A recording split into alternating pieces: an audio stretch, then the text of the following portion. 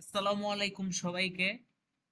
Recently কিছুদিন ধরে ফটোশপে, Illustrator, Adobe Premiere Pro এবং অ্যাডোবির যত ধরনের সফটওয়্যার আছে প্রত্যেক সফটওয়্যার গুলোতে এরকম একটা ইন্টারফেস অনেকে শো করে। আপনারা যারা ক্র্যাক সফটওয়্যার ইউজ করেন, তো এই সমস্যাটা সমাধান আসলে কিভাবে করা যায় সেটাই আজকে আমরা ভিডিওতে দেখব।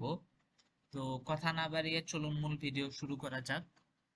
তো আমরা ফার্স্টে হচ্ছে উইন্ডোজ এইরকম একটা, যদি কেউ Adobe Illustrator open, Premiere Pro, Photoshop open করলে এরকম একটা উইন্ডোজ আসবে, চলে আসে। তো এটাকে কিভাবে দূর করা যায় সেটাই আমরা আজকে দেখব। প্রথমে আমরা উইন্ডোজের সার্চ মেনুতে গিয়ে লিখব হচ্ছে উইন্ডোজ ফায়ারওয়েল।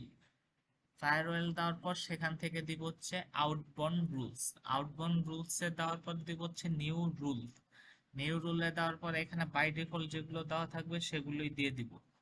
দিয়ে দেওয়ার পর এখানে বলছে হচ্ছে প্রোগ্রাম পাথ, অর্থাৎ প্রোগ্রাম পাথ হচ্ছে কোন প্রোগ্রামে আপনার সমস্যাটা হচ্ছে সেটা। তো আমরা এখানে ব্রাউজ দিয়ে দিব। ব্রাউজ দিয়ে দেওয়ার পর আমরা এখানে ইলাস্ট্রেটরে দিব। তো অনেকের ক্ষেত্রে ইলাস্ট্রেটর, অনেকের ক্ষেত্রে ফটোশপ, যার যেটা সমস্যা। তো এখানে আরেকটা লক্ষণীয় বিষয় হচ্ছে যে প্রোগ্রাম ডট ইএক্সি এটা সিলেক্ট করা থাকবে।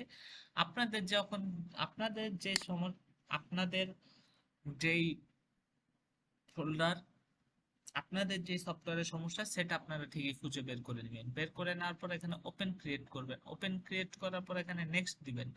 নেক্সট দেওয়ার পর নেক্সট দিবেন। নেক্সট দেওয়ার পর নেক্সট দিবেন। তারপর এখানে একটা নাম দিয়ে দিবেন এআই।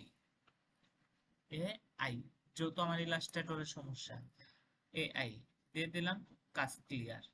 এখন আমাদের কেটে দিব, এটা কেটে দিব।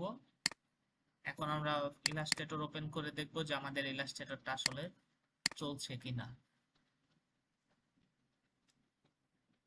সবাই একটু কম্পিউটার রিস্টার্ট দিয়ে নেবেন। দেখছেন ইলাস্ট্রেটরে আর এরকম কোনো নোটিফিকেশন আসছে না। তো এটাই ছিল আজকের ভিডিও। সবাই ভালো থাকবেন, সুস্থ থাকবেন, নিজের প্রতি দোয়া করবেন। আসসালামু আলাইকুম।